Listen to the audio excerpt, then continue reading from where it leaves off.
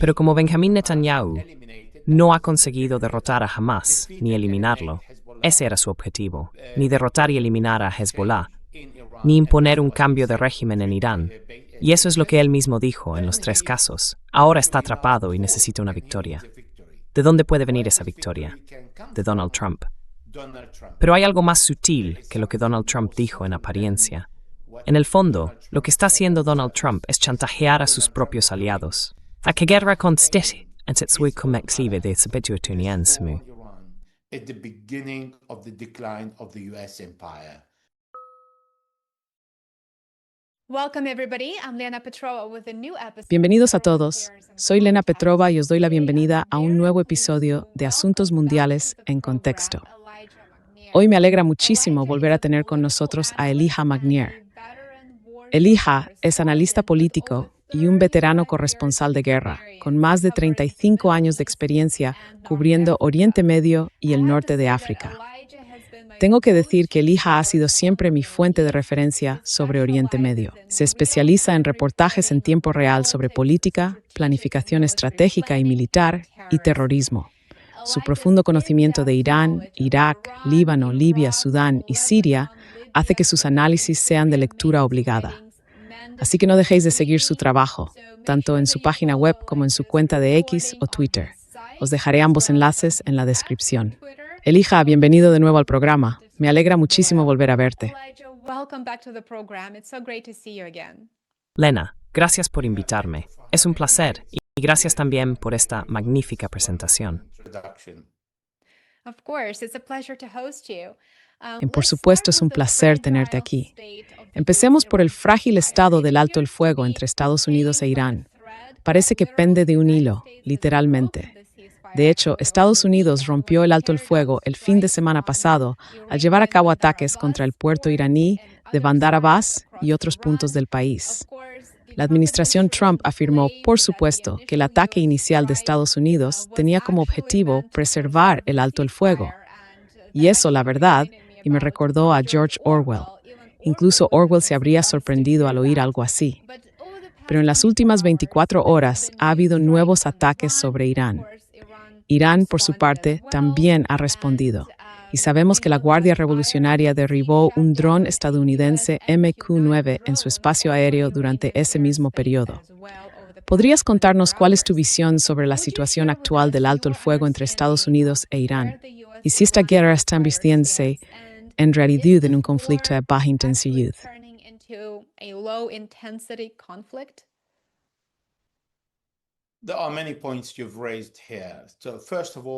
Has planteado muchos puntos aquí.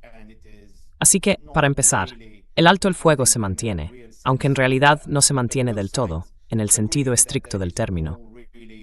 Pero ambas partes coinciden en que no hay una guerra real y que no se ha vuelto a la intensidad que tuvo durante los primeros 40 días. El suceso concreto de hoy, cuando el CENTCOM habló de un ataque iraní y de misiles balísticos iraníes sobre Kuwait, se refería a lo que los iraníes definieron como el origen del ataque contra la costa iraní y contra sus aliados. Así que los iraníes son muy conscientes de dónde empieza todo.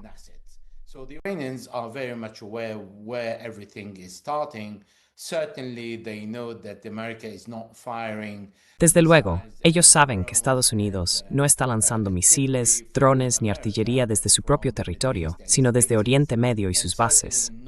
Y por supuesto, no desde el mar, porque la distancia entre Kuwait e Irán hasta Bandar Abbas es mucho más corta.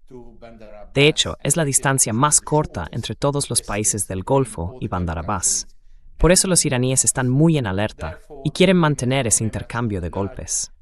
De lo contrario, los estadounidenses impondrán una nueva regla de enfrentamiento en la que ellos pueden atacar y los iraníes no responder. Y entonces los estadounidenses irán aumentando su acción.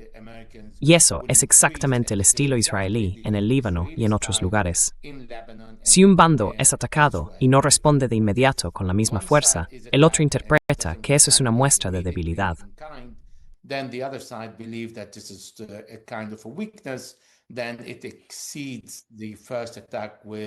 Luego supera el primer ataque con un segundo ataque mayor y después un tercero y un cuarto. Eso ha quedado claro hoy, y creo que ambas partes entendieron el intercambio de mensajes y la necesidad de mantener la situación bajo control. Ahora bien, si esto va a conducir a un alto el fuego permanente, en realidad la respuesta es no por el marco que existe. Y ese marco no es un acuerdo, no es un pacto. Es solo un documento con 14 puntos sobre los que ambas partes aceptaron sentarse, hablar y aplicar lo mínimo.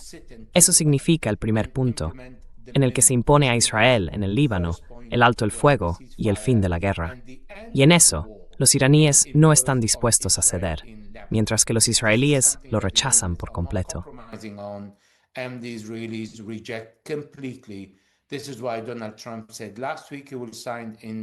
Por eso, Donald Trump dijo la semana pasada que firmaría el domingo, y hoy Axios ha vuelto a filtrar esa información, como ya hizo en el pasado, diciendo que hay un alto el fuego a punto de firmarse. No se firmó, y lo están repitiendo, diciendo que hay una firma que marca el fin del conflicto, cuando en realidad los israelíes están avanzando, enviando más tropas al sur del Líbano, destruyendo y atacando dos grandes capitales del sur del país, Tiro y Nabatie, y ordenando hoy el desplazamiento interno de 19 aldeas. Así que estamos hablando de decenas de pueblos y de decenas de miles de personas obligadas a reubicarse, en un desplazamiento ilegal y un castigo colectivo a la población.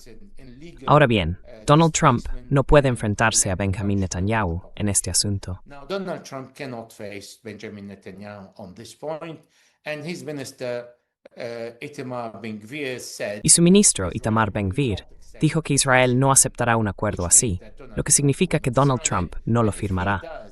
Y si lo hace y deja entre líneas el derecho de Israel a defenderse, es decir, atacar cuando quiera, entonces no habrá ningún acuerdo entre Estados Unidos e Irán. Además, hay otro punto, los activos congelados. Va Donald Trump a liberar 12 y luego 10, en total $24,000 millones, cuando critica duramente a Barack Obama por haber liberado $10,000 millones de fondos iraníes congelados, de más de $100,000 millones. De nuevo, la respuesta es no. ¿Va a levantar las sanciones? La respuesta es no. Así que, si levanta el bloqueo y permite que Irán reciba pagos bajo otro concepto, para que los iraníes puedan decir que son servicios, como en el caso del fósforo.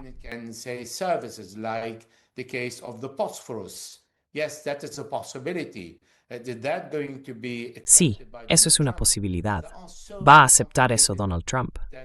Hay tantos asuntos complicados que Donald Trump y Benjamin Netanyahu crearon hace 85 días al iniciar una guerra ilegal contra Irán, que no saben cómo encontrar otra salida, ni cómo inventar una forma de salir de todo este dilema en el que ellos mismos se metieron, pensando que acabaría en 3 días con la caída del sistema gobernante en Irán.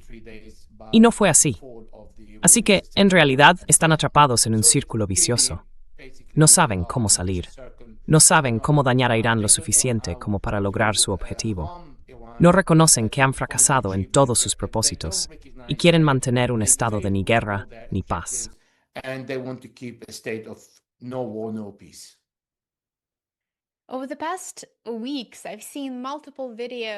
las últimas semanas he visto varios videos de Israel destruyendo por completo pueblos enteros en el Líbano. Has mencionado brevemente el sur del Líbano, pero creo que sería importante centrarnos en este tema, porque es clave en el conflicto de Oriente Medio, igual que lo es Gaza. Ahora bien, la administración Trump había acordado anteriormente limitar a Israel a la hora de llevar a cabo ataques en el Líbano, especialmente en lo que se refiere a destruir infraestructuras civiles. Pero o bien no pudo hacerlo, o bien decidió no hacerlo, no frenar a Israel. Así que la situación en el sur del Líbano está claramente empeorando. Elija, ¿qué busca conseguir Israel en el Líbano? ¿Y qué está ocurriendo realmente en el sur del Líbano en este momento? What is actually going on in South Lebanon at the moment? Let's take the Israeli media. The Israeli media acknowledged. Tomemos el caso de los medios israelíes. Los medios en Israel han reconocido que Benjamin Netanyahu ha fracasado en todos los frentes. Según los propios israelíes, Hamas sigue en Gaza. Israel continúa bombardeando a Hamas, realizando asesinatos selectivos de personas, de mandos, pero también de civiles. Aquí es donde los israelíes mezclan los objetivos civiles y los militares para decir que se escondían detrás de civiles. Y es la misma retórica cuando los israelíes afirman, hemos matado a 20.000 de Hamas, pero al final hemos acabado matando a 80.000 civiles. Ese es el relato israelí. De nuevo, los medios israelíes dicen que el propio ejército israelí reconoce que no es capaz de desarmar a Hezbollah, a menos que ocupe todo el país, el Líbano, y vaya casa por casa para desarmar a Hezbollah. Y eso, en realidad, es inviable. To disarm Hezbollah, and that is actually unfeasible. They've tried in 1982 and they failed. Lo intentaron en 1982 y fracasaron cuando Hezbollah no estaba tan organizado ni tenía tanta experiencia. Por eso, la situación de Benjamin Netanyahu respecto a Irán no es mejor. Empezó la guerra diciendo, eliminaremos el programa nuclear iraní de forma definitiva y completa. Y ahora están negociando sobre el uranio enriquecido al 60%. Dijo que no aceptarían el programa de misiles iraní y que aceptarían que Irán tuviera misiles con un alcance de entre 300 y 500 kilómetros, suficiente para bombardear a los países árabes, pero no a Israel. Y ahora han renunciado también a ese punto.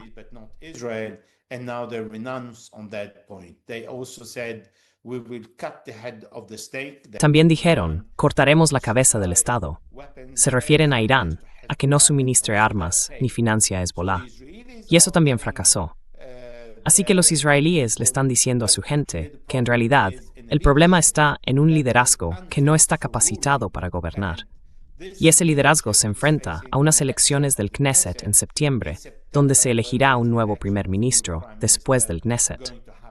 Y en noviembre habrá un nuevo primer ministro. Ese es el dilema de Benjamin Netanyahu. Intenta conseguir algo, pero fracasa una y otra vez.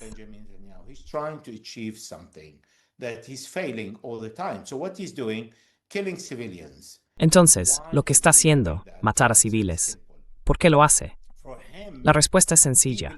Él cree que los asesinatos selectivos provocan una reacción casi folclórica en la sociedad israelí, una sociedad que ya está acostumbrada a la guerra y a matar, y que ahora, con más del 70% apoyando la guerra, lo asume como algo normal, porque se sientan a ver cómo Gaza es destruida, y mientras tanto hablan del Líbano con la idea de causar aún más sufrimiento a la población civil para poder deshacerse de Hezbollah. Pero cuando hablamos de eliminar a Hezbollah, estamos hablando del 40% de la población libanesa, de varios millones de personas. ¿Cómo se puede eliminar a esa gente? Es una muestra total de ignorancia, o bien un llamamiento a algo imposible, porque Hezbollah está profundamente integrado en la población y tiene una soberanía propia, forma parte del gobierno, del parlamento y también de la vida social cotidiana.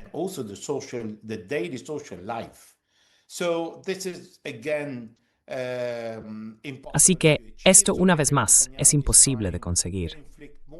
Benjamin Netanyahu está intentando causar más sufrimiento a la población libanesa para obligar a Hezbollah a rendirse. Lo que no ha entendido es, primero, que Hezbollah no ve las bajas ni la destrucción como pérdidas, sino como sacrificios. Es un actor ideológico no estatal que funciona de una manera completamente distinta a nuestros criterios, o a los criterios occidentales, o al enfoque militar clásico sobre el resultado de una guerra. En segundo lugar, Benjamin Netanyahu ayudó a Hezbollah a sobreponerse a las bajas, al ordenar, desde el primer día, el desplazamiento de todos los civiles del sur del Líbano y del valle de la Bekaa, concentrando a más de 1.300.000 personas en Beirut.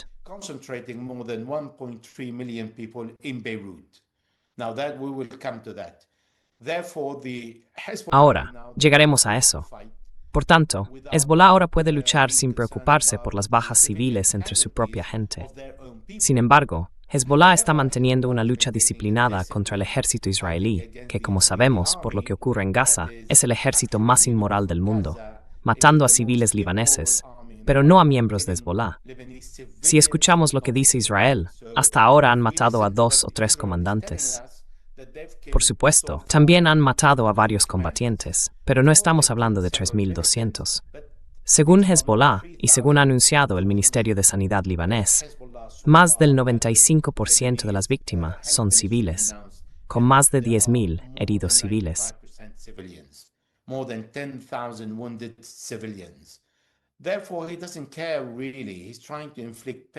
Por tanto, a él no le importa realmente.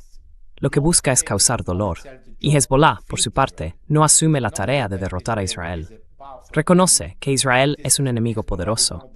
Hezbollah no está ahí para derrotar a Israel, sino para infligir dolor, un dolor acumulativo, hasta que los israelíes digan, bueno, si cada día tenemos algunas bajas y se destruyen unos cuantos vehículos o excavadoras, entonces, con el paso de las semanas, los meses y los años, porque Israel no tiene intención de retirarse del Líbano, con el tiempo, la acumulación será lo bastante grande como para que Israel diga, en realidad, no es muy buena idea seguir en el Líbano.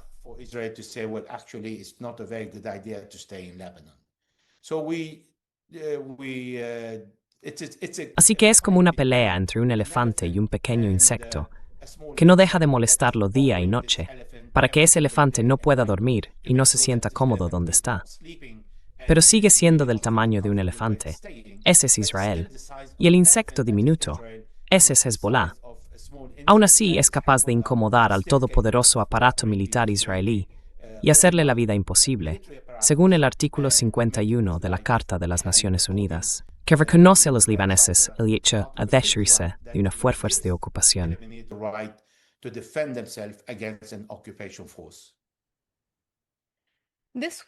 Esta semana, el presidente Trump dijo algo bastante sorprendente y me gustaría compartir la cita aquí. Dijo, y cito, si Arabia Saudí, Qatar, Pakistán, Turquía, Egipto y Jordania no se adhieren a los acuerdos de Abraham, no vamos a seguir adelante con el acuerdo con Irán. Esos países nos lo deben.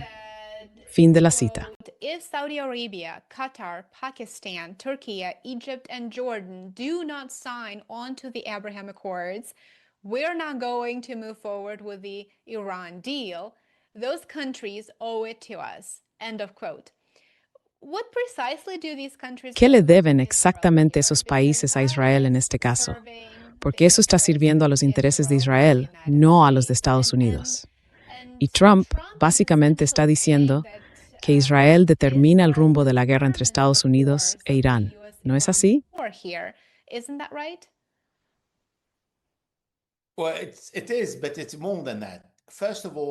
Bueno, sí, pero es más que eso. Para empezar, el primer ministro israelí, Benjamin Netanyahu, dijo que estaban librando esta guerra porque se habían convertido en una superpotencia y que no necesitaban ir a hablar con los árabes. Que cuando los árabes vieran su fuerza y su poder, vendrían suplicando tener una relación con ellos. Pero como Benjamin Netanyahu no ha conseguido derrotar a Hamas ni eliminarlo, ese era su objetivo, ni derrotar a Hezbollah, ni imponer un cambio de régimen en Irán. Y eso es lo que él mismo dijo en esos tres casos. Ahora en realidad está atrapado y necesita una victoria. ¿De dónde puede venir esa victoria? De Donald Trump. Pero hay algo más sutil que lo que Donald Trump dijo, en apariencia. En el fondo, lo que está haciendo Donald Trump es chantajear a sus propios aliados.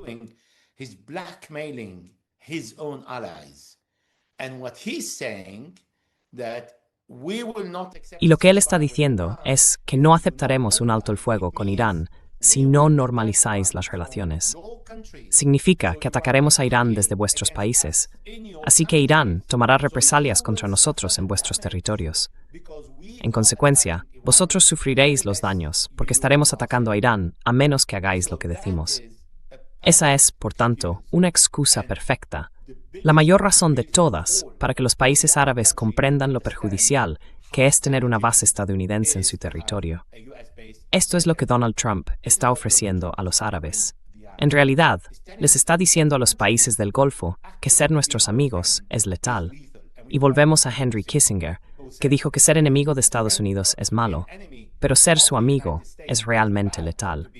Y en este caso, creo que encaja perfectamente con lo que ha dicho Donald Trump.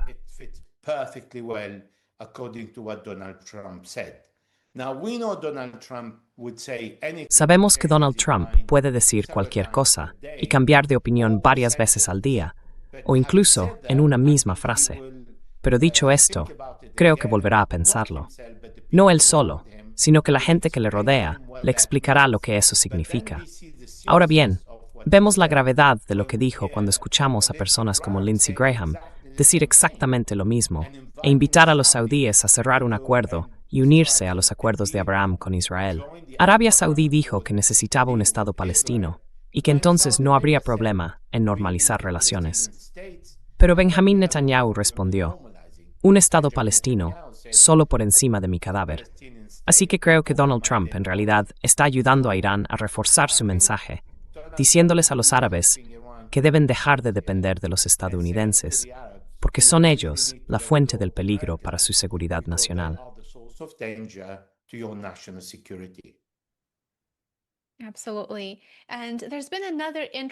Exactamente. Y ha habido otro punto interesante que Trump mencionó sobre Omán. Omán, por supuesto, ha desempeñado un papel clave como mediador en las negociaciones entre Estados Unidos e Irán y sigue acogiendo conversaciones entre Washington y Teherán, como ya hizo en anteriores negociaciones nucleares. Pues bien, el 27 de mayo, Trump dijo, cito, «Vamos a volar Omán si no empiezan a comportarse como los demás». Ahora, ¿podrías ayudarnos a analizar esto? Porque en la práctica Trump está exigiendo, como decías, cumpla con las peticiones de Israel en este asunto.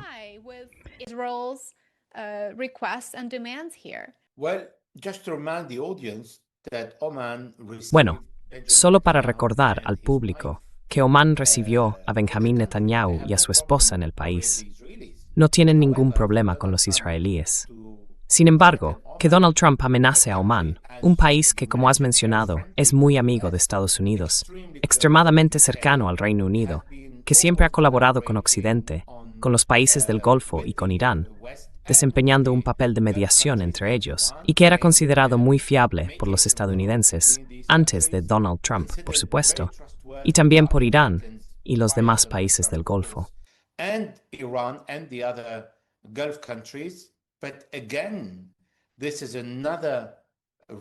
Pero, de nuevo, esta es otra razón para que Omán se una a los países del Golfo y entienda que en realidad la presencia de Estados Unidos en la región debe terminar. Al decir esto contra los aliados más cercanos, los aliados pacíficos que siempre compraron armas estadounidenses, que siempre abrieron las puertas a todas las empresas de Estados Unidos, del Reino Unido y extranjeras para venir, invertir y prosperar en el país, que hicieron un acuerdo con Occidente y se consideraban sus aliados más cercanos, pero de forma pacífica, resultó que en realidad son solo una carta que se juega sobre la mesa y que luego se puede desechar.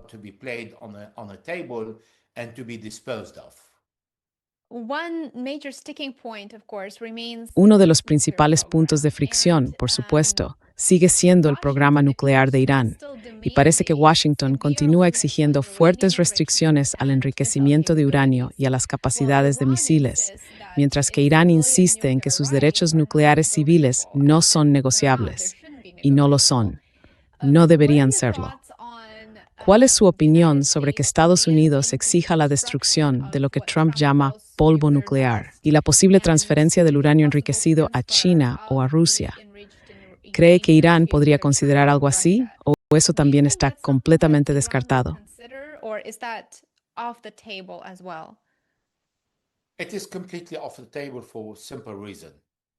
Está completamente descartado, y por una razón muy sencilla. En primer lugar, Irán es firmante del Tratado de No Proliferación Nuclear. Ese tratado le da derecho a enriquecer uranio hasta el 93%, o cualquier porcentaje, siempre que esté supervisado y no tenga fines militares. Por tanto, no hay un límite concreto para el enriquecimiento de uranio. En segundo lugar, supongamos que Irán dice, bueno, llegamos al 60%, lo cual es cierto, solo como medida de presión frente a los asesinatos israelíes y estadounidenses de Fakhrizadeh, el director del programa nuclear. En 2020, alcanzaron el 20% y luego el 60%, cuando los israelíes, el Mossad y la CIA atacaron las instalaciones nucleares de Natanz e introdujeron un virus que habría hecho estallar todo el reactor si Irán no hubiera conseguido controlarlo. Así que Irán puede decir, de acuerdo, ese 60% era una forma de presión. No lo necesitamos.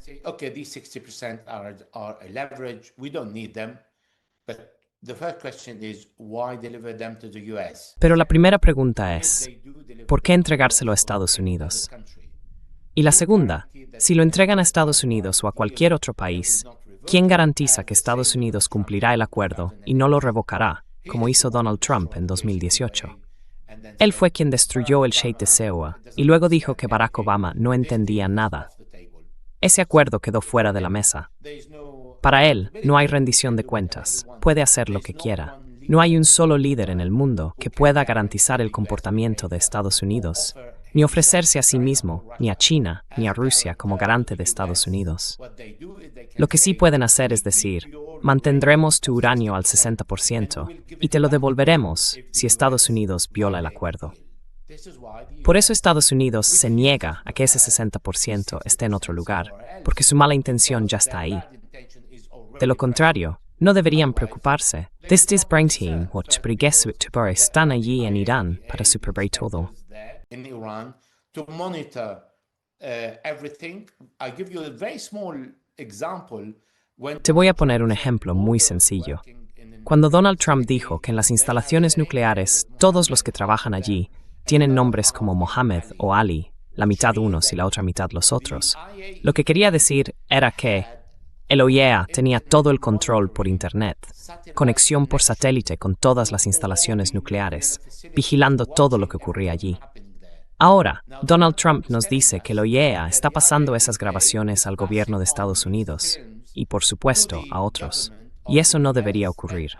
En segundo lugar, si los estadounidenses han visto lo que pasa dentro de esos reactores y los inspectores de la ONU están allí, entonces no hay nada que temer. Pero, si aún así necesitan más garantías, tenemos a Tulsi Gabbard, que dice, y sigue diciendo, que en realidad Irán no está fabricando una bomba nuclear. Well, actually, Iran is not making a nuclear bomb. Rafael Grossi, the director of the IAEA, said exactly. Rafael Grossi, el director del OIEA, dijo exactamente lo mismo. No hay ninguna bomba nuclear. Y Donald Trump repite la misma mentira. Estoy impidiendo que Irán tenga una bomba nuclear. Pero aún peor, dice, estoy impidiendo que Irán bombardee Estados Unidos con una bomba nuclear. Así que de repente, Irán tendría un misil de 10 kilómetros que puede alcanzar América. Ya habría hecho todas las pruebas nucleares y tendría una ojiva nuclear apuntando a Estados Unidos. Un país que tiene miles de otras ojivas nucleares y que podría aniquilar Irán en cuestión de minutos. Nada de eso tiene sentido. Ni siquiera para la persona más ingenua en Estados Unidos o en cualquier parte del mundo, a menos que no tenga ni idea y se crea todo lo que dice Trump. Anything what Trump is saying, and this is what exactly Benjamin Netanyahu said. Y esto es exactamente lo que dijo Benjamin Netanyahu. Repite algo y al final alguien acabará creyéndolo. Así que, para que Irán entregue, volviendo a tu pregunta, y perdón por extenderme tanto, para que Irán entregue el uranio enriquecido al 60%, no hay ninguna garantía ni confianza. ¿Cuál es el mecanismo que se le va a ofrecer a Irán para que diga, de acuerdo, seguiré adelante y negociaré qué podemos hacer con ese 60%? Por eso el marco es un documento con 14 puntos que, en mi opinión, nunca se aplicará mientras Donald Trump siga en el poder.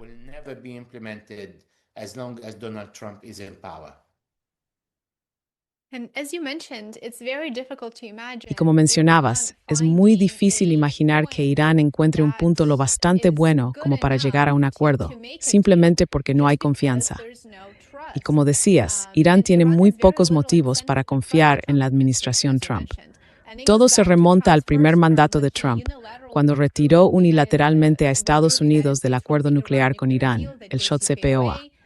Y ahora promete detener la guerra en Líbano, y luego cambia de opinión. Después promete transferir $12,000 millones del dinero iraní congelado en Qatar, y entonces Israel dice, no podemos hacerlo.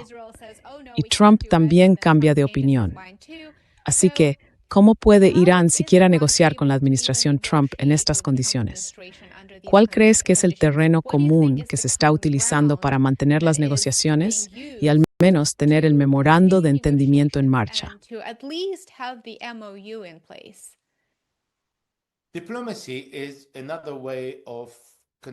La diplomacia es otra forma de hacer la guerra. Es el arte de lo imposible. Y nadie elimina nunca la diplomacia de la mesa. Está ahí para intentar crear un terreno común entre enemigos cuando combaten, e incluso entre aliados. En este caso, se trata de enemigos. Ahora bien, los iraníes necesitan decirle a su pueblo que están haciendo todo lo posible, pero no pueden suicidarse, ni pueden permitir que los estadounidenses y los israelíes consigan en las negociaciones diplomáticas lo que no lograron por medios militares. Por eso los iraníes están tan decididos a cobrar tasas por sus servicios en el estrecho de Hormuz, un resultado de esta guerra ilegal, porque antes del conflicto no era así. Y ahora quieren obtener ingresos por esos servicios. Collect fees out of it for services. That will be the title. Because Ese será el título, porque se trata de un paso internacional y de un tránsito natural. Pero Irán está aplicando otra ley, no la Convención de las Naciones Unidas sobre el Derecho del Mar, aunque los iraníes la firmaron en 1982, pero nunca la ratificaron. Al contrario, el gobierno iraní decidió que tiene derecho a imponer tasas por los servicios, y eso es lo que van a hacer. Los iraníes no van a renunciar al enriquecimiento de uranio, porque lo tienen muy claro. Poseen el conocimiento nuclear. Aunque se les quite el uranio enriquecido al 20 o al 60%, siguen sabiendo cómo hacerlo. O incluso podrían ir más allá si lo necesitan.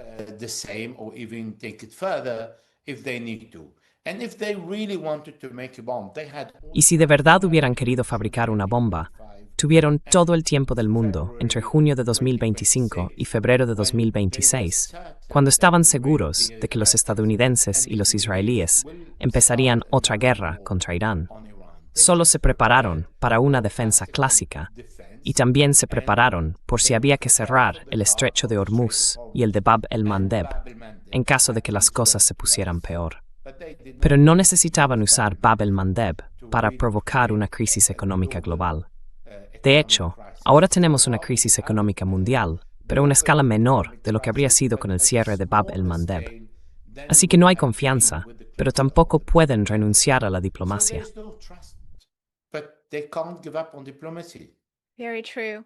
Elijah, a recent report, and I'm sure you've Muy seen it, cierto. indicates that Elija, un informe reciente, y estoy seguro de que lo has visto, indica que Estados Unidos tardará 3 años en reponer las reservas de armas avanzadas que se usaron en la guerra con Irán.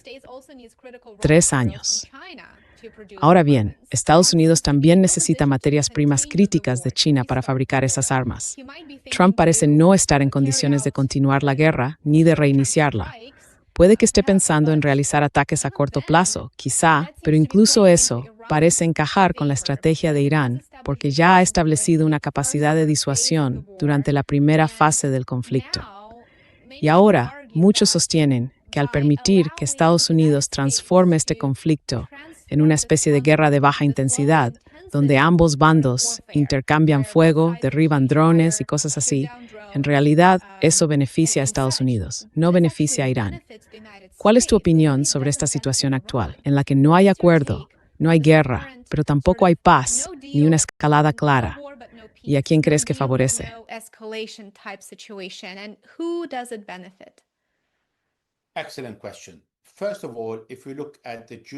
Excelente pregunta.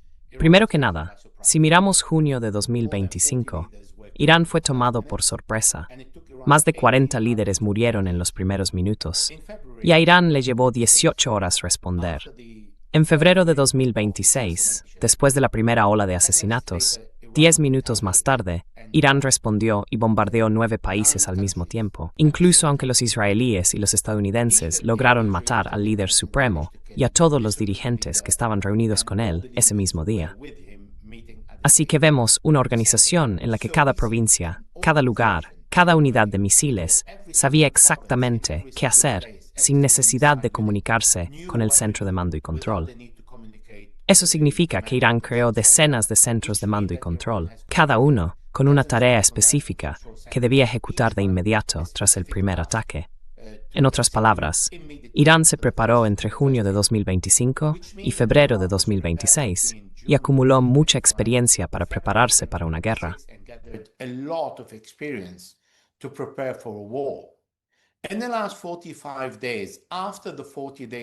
En los últimos 45 días, después de los 40 días de guerra, Irán ha aprendido muchísimo.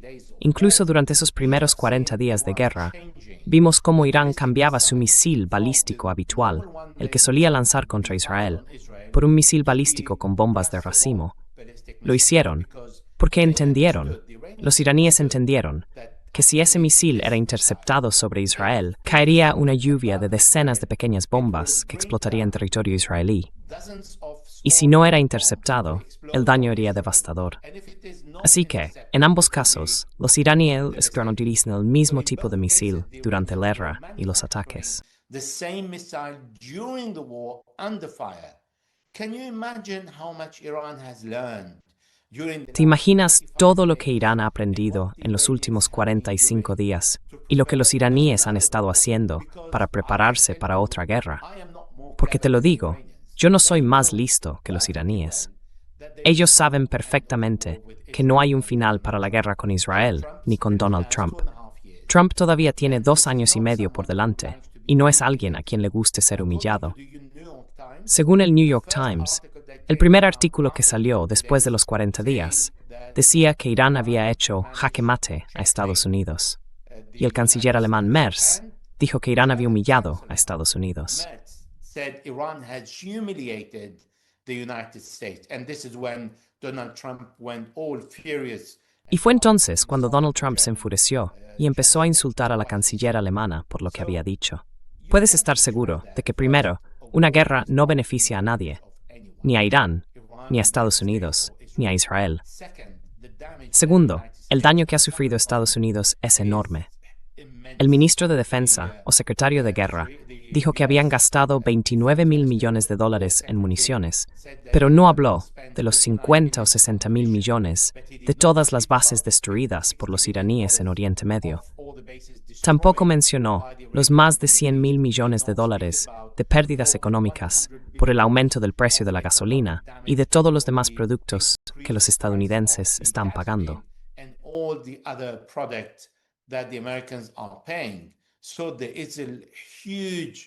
Así que hay un enorme daño a la economía estadounidense, y no solo por las bombas que los norteamericanos tienen o ya no necesitan producir. Y por cierto, ¿para qué querrían los estadounidenses tantas bombas? Ya nadie los toma en serio, porque no lograron derrotar a un país después de 47 años de máxima presión, con más de 5,000 sanciones, y fracasaron, incluso teniendo el ejército más poderoso de Oriente Medio, en someter a ese país. Entonces, ¿quién le tiene miedo a los estadounidenses? Bueno, quizá Cuba, porque es un país pequeño. Así que Donald Trump no necesita realmente invertir decenas de miles de millones de dólares para fabricar tantas bombas y destruir Cuba.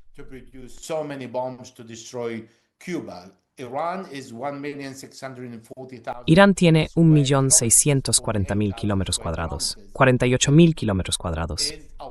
Pero ¿de qué estamos hablando aquí? De enfrentarse a China. China se está riendo, observando cómo actúan Estados Unidos e Israel contra Irán. Así que Estados Unidos representa un peligro para los países pequeños. Si quieren ir a las Bahamas, o a las Seychelles, o a la República Dominicana, quizá, o atacar a un pequeño país africano, sí, Donald Trump necesita unas cuantas bombas, pero no muchas, porque no van a luchar contra él. Pero un país con una ideología y con la determinación de resistir, da igual la cantidad de bombas que tenga, no va a poder derrotarlo.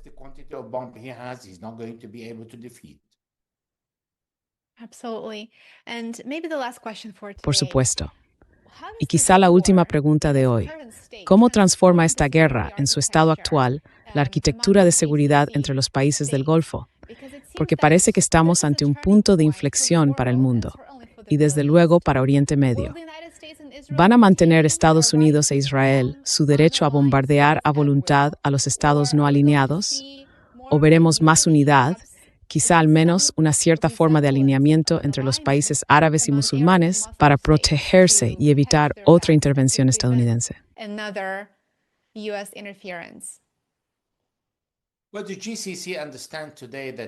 Bueno, hoy el Consejo de Cooperación del Golfo entiende que Israel puede bombardear cualquier país árabe igual que bombardeó Qatar, sin previo aviso y con la aprobación de los estadounidenses. Aunque Donald Trump esperara 6 horas antes de salir a decir «yo no sabía nada», cuando en realidad es el CENTCOM quien está al mando, quien apoya a los israelíes y les permite volar desde Israel para bombardear Qatar, incluso necesitándoles repostar en el aire. Así que el CENTCOM no estaba tan ciego como para no ver lo que pasaba y dar su aprobación. La única razón por la que los estadounidenses dijeron «no tenemos nada que ver con esto» fue porque el intento de asesinato selectivo fracasó y se sintieron avergonzados ante Qatar.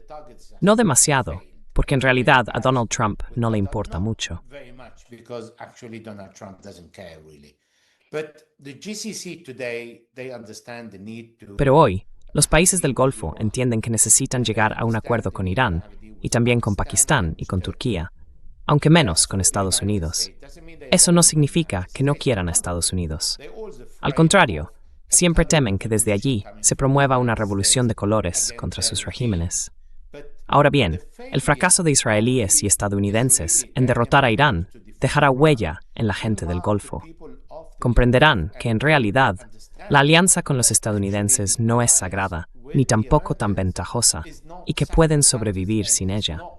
Eso no quiere decir que vayan a hacerlo, al menos no por ahora, y no mientras Donald Trump siga ahí, porque le tienen miedo. And not as long as Donald Trump is there because they are afraid of him.